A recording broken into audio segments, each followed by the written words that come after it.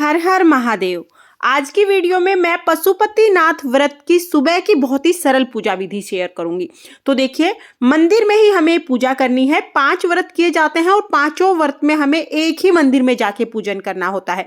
जब आप मंदिर में जाएंगे तो जलहरी जो है उसके ठीक पीछे की तरफ बैठकर आपको पूजा करनी है। तो पीछे की तरफ हम आसन लगा लेंगे और फिर हम पूजा करेंगे। पूजा के जो नियम है वो बीच में मैं आपको बताती रहूंगी। तो देखिए, जब आप अभिषेक करेंगे तो चूड़ियों को आप ऊपर की तरफ कर ले, अंगूठी छल्ला वगैरह उतार दें, अंगूठी छल्ला वगैरह ना पहने, क्योंकि जब भी हम शिवलिंग का अभिषेक करते हैं तो घर्षण नहीं होना चाहिए किसी भी चीज का। तो यहाँ पर मैंने देखिए चूड़ियां ऊपर कर ली हैं। अब हम पशुपतिनाथ व्रत की सुबह की पूजा शुरू करेंगे। तो देखिए, जैसा कि मैंने आपको बताया कि शिवालय में ही आपको पूजन करना है और पूजन करने से पहले आपको जो शिवलिंग है इसके आसपास अच्छे से सफाई कर लेनी है। अगर आपको श्रृंगार उतारने की अनुमति है, क्योंकि कुछ मंदिरों में श्रृंगार को उतारने देते हैं, कुछ मंदिरों में नहीं उतारने देते हैं, तो जहां पर आप पूजा कर रहे हैं अगर वहां पर श्रृंगार उतारने की अनुमति है तो आप सारा श्रृंगार उतार दें। अच्छे से पूरा जो शिवलिंग है इस एरिया को अच्छे से आप साफ कर लीजिए। तो देखिए, मैं यहाँ पर सारे फूल हटा दूंगी और अच्छे से जल से पूरा जो शिवलिंग है आसपास का जो भी स्थान है वो सभी मैं साफ कर लूंगी। जलहरी को भी हमें अच्छे से साफ कर लेना है।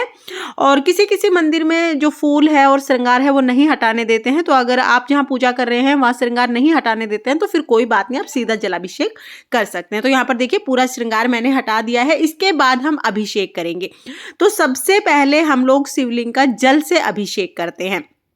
तो यहाँ पर जल हम ले लेंगे और हमें तांबे के लोटे से ही अभिषेक करना है। अच्छे से हमें देखिए शिव भगवान को अच्छे से स्नान करा देना है। तो आप अच्छे से इस तरह से जल से स्नान करा दें पहले। और अगर शिव परिवार विराजमान है तो उन सभी का भी आप स्नान जरूर करा दें, और शिव परिवार नहीं है तो कोई बात नहीं, आप शिवलिंग का अभिषेक करें।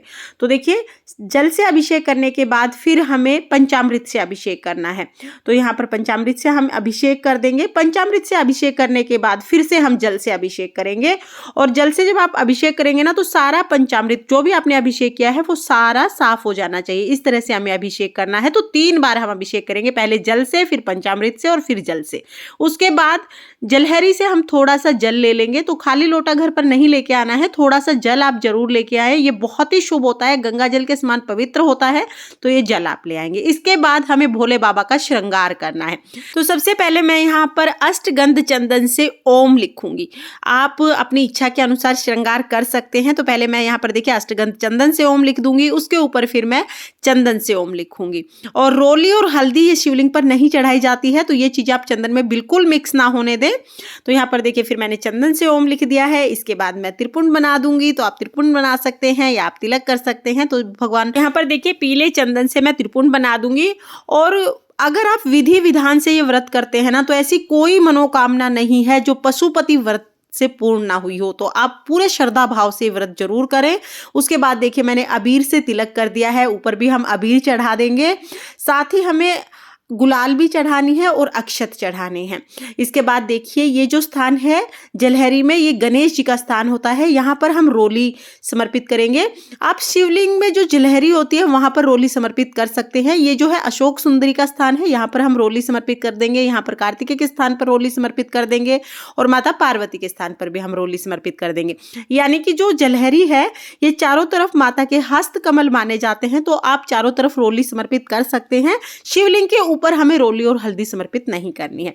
अब गणेश जी भगवान को हमने लाल फूल समर्पित कर दिया है, पार्वती माता को लाल फूल समर्पित कर दिया है। इसके बाद शिवलिंग पर हम वस्त्र स्वरूप कलावा समर्पित कर देंगे और साथ ही हम जनेऊ समर्पित कर देंगे। तो यहाँ पर देखिए सफेद जनेऊ हमें समर्पित करना है। तो इस तरह से हम शिवलिंग पर सफेद जनेऊ समर्पित कर देंगे। साथ ही हम भगवान भोलेनाथ के श्रृंगार नाग देवता का भी पूजन करेंगे। तो यहाँ नाग देवता को भी हम तिलक कर देंगे। इसके बाद हम अक्षत समर्पित करेंगे। तो देखिए अक्षत जो है यानी चावल जो हो साबुत होने चाहिए। तो यहाँ पर हमने चावल समर्पित कर दिए हैं। अब हम बेल पत्र समर्पित करेंगे। तो देखिए बेल पत्र की जो चिकनी साइड होती है इसको हमें भगवान भोलेनाथ को स्पर्श कराते हुए इस तरह से हमें बेल पत्र समर्पित करना होता है। तो आप 5, 7, 9, 11, 21, 51 जितने भी बेल पत्र आप समर्पित करना चाहते हैं इस तरह से हम बेल पत्र समर्पित कर देंगे। और उसके बाद जो आखिरी बेलपत्र आपको समर्पित करना है उस पर आप चंदन से तिलक जरूर लगा ले। वैसे तो आप सभी बेलपत्र पर तिलक लगा सकते हैं, लेकिन अगर सभी पर ना भी लगाएं तो आखिरी बेलपत्र जो है उस पर आप चंदन से तिलक लगाकर भगवान भोलेनाथ को समर्पित करें। और नंदी का पूजन करना बिल्कुल ना भूलें। तो इसके बाद हम नंदी को तिलक कर देंगे। अक्षत समर्पित कर देंगे और तिलक करके हम नंदी को भी बेलपत्र समर्पित कर देंगे। तो नंदी भगवान को देखिए इस तरह से बेलपत्र समर्पित किया जाता है। नंदी का पूजन आप जरूर करें क्योंकि यही है जो हमारी मनोकामनाओं को भगवान भोले शंकर तक पहुंचाते हैं। इसके बाद देखिए हम पुष्प समर्पित कर देंगे। तो यहाँ पर मैं धतूरे का फूल समर्पित कर दूंगी। आपको मदार के फूल मिल जाएं तो आप वो भी समर्पित कर सकते हैं। अगर आपको धतूरे और मदार के फूल ना मिले तो कोई भी सफेद रंग का फूल आप भगवान भोलेनाथ को समर्पित कर सकते हैं। इसके साथ ही हम गणेश जी भगवान को, कार्तिकेय भगवान को, माता पार्वती को, समस्त जो शिव परिवार है सभी को हम पुष्प समर्पित कर देंगे। जैसा कि मैंने आपको बताया कि जो शिवलिंग है इसमें जो जलहरी है इसमें समस्त शिव परिवार विराजमान होता है। इसके बाद हम भांग समर्पित कर देंगे। साथ ही हम धतूरे के फल समर्पित करेंगे। धतूरे के फल शिवलिंग के ऊपर हमें नहीं समर्पित करने हैं क्योंकि ये फल हैं, तो इनको हम इस तरह से नीचे शिवलिंग के बिल्कुल नीचे की तरफ समर्पित करेंगे। और अब हम भोग समर्पित करेंगे। तो भोग में देखिए हम यहाँ पर चीनी समर्पित कर रहे हैं। आप चीनी या मिश्री या कोई भी फल आप समर्पित कर सकते हैं। सुबह की जब आप पूजा करेंगे तो भोग में आप चीनी या मिश्री का भोग लगा सकते हैं। इस तरह से हम भगवान शिव शंकर का अभिषेक और श्रृंगार करेंगे। उसके बाद अगर जैसा कि मैंने आपको बताया अगर शिव परिवार की मूर्तियां विराजमान है तो सभी का पूजन आप जरूर करें। अगर मूर्तियां नहीं है तो कोई बात नहीं, शिवलिंग में समस्त शिव परिवार विराजमान होता है तो वहां पर भी आप पूजन कर सकते हैं। यहाँ पर शिव परिवार की मूर्तियां स्थापित हैं तो सभी का मैं पूजन कर लूंगी। और इस तरह से श्रृंगार और भोग समर्पित करने के बाद फिर हम दिया जलाएंगे। तो देखिए घर से ही हमें दिया लेके आना है। ऐसा नहीं है कि आप घर से बाती ले आए और फिर जला दें। अपना दिया बाती हमें लाना है।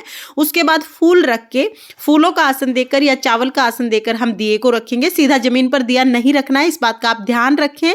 या तो फूलों का आसन दे या तो फिर आप चावल का आसन देकर भी दिया रख सकते हैं। और माचिस हमें अपने घर से लानी है। कोई भी पशुपति व्रत में कोई भी चीज हमें बाहर की यूज नहीं करनी होती है। जो भी चीज आप लेंगे अपनी चीज आप यूज करेंगे, अपने घर से लेके आएंगे। इसके बाद देखिए दिया हमने जला दिया है। अब हम भगवान भोलेनाथ की आरती करेंगे। पशुपति अस्त्र का वार और पशुपति नाथ के व्रत ये कभी खाली नहीं जाते हैं। जो भी मनोकामना मांग के आप ये व्रत करते हैं तो मनोकामना अवश्य पूर्ण होती है। और जैसा कि मैंने आपको बताया कि 5 व्रत किए जाते हैं। 5 व्रत में आपको एक ही मंदिर में पूजा करनी होती है। पूजा दोनों समय होती है और पूजा की थाली जब आप सुबह लगाएंगे तो उसी थाली को शाम को भी आपको पूजा के लिए लेके आना होता है। उस पूजा की थाली में आपको 6 दिए और प्रसाद अलग से रख के लाना होता है। थाली को हमेशा ढक के लाना होता है। ये अभी हमारी पूजा पूर्ण हो गई है। इसके बाद माता पार्वती को हम सिंदूर समर्पित कर देंगे और ये जो बचा हुआ हाथ में सिंदूर है ये अपनी मांग में लगा लेंगे। इस तरह से पशुपतिनाथ व्रत की सुबह की जो पूजा है वो हमारी पूर्ण हो जाएगी। अब हम घर चले जाएंगे और घर पर आकर जो पूजा की थाली है उसे हम रख देंगे। इसी पूजा की थाली में अब हमें शाम को पूजा करने के लिए जाना है। और जो जल हम लेकर आए हैं, जो लोटे में हम जलहरी का जल लेके आए थे, वो जल हम पूरे घर में छिड़क देंगे। और आपके घर में जिस पात्र में आप पीने का जल रखते हैं उसमें आप इस जल को मिक्स कर लीजिएगा, उसमें मिला दीजिएगा ताकि सभी इसको ग्रहण कर लें। और इस तरह से देखिए पूरे घर में हम ये जल छिड़क देंगे। तो इस तरह से सुबह की जो पूजा है वो हमारी पूर्ण हो जाएगी। अब हमें शाम को प्रदोष काल में दोबारा से पूजा करने के लिए शिवालय जाना है। फ्रेंड्स, अगर पशुपतिनाथ व्रत की सुबह की ये पूजा विधि आपको पसंद आई हो, अगर ये वीडियो आपके लिए थोड़ी बहुत भी यूजफुल हो तो प्लीज वीडियो को लाइक करना। और शाम को हमें पूजा कैसे करनी है इसका वीडियो आगे आपको मिल जाएगा। उसका लिंक मैं आपको डिस्क्रिप्शन में दे दूंगी, आप उसे भी जरूर देखना ताकि आपको संपूर्ण पूजा की जानकारी मिल सके। तो फिर मिलते हैं किसी और वीडियो के साथ। तब तक के लिए ओम नमः शिवाय, हर हर महादेव, राधे राधे।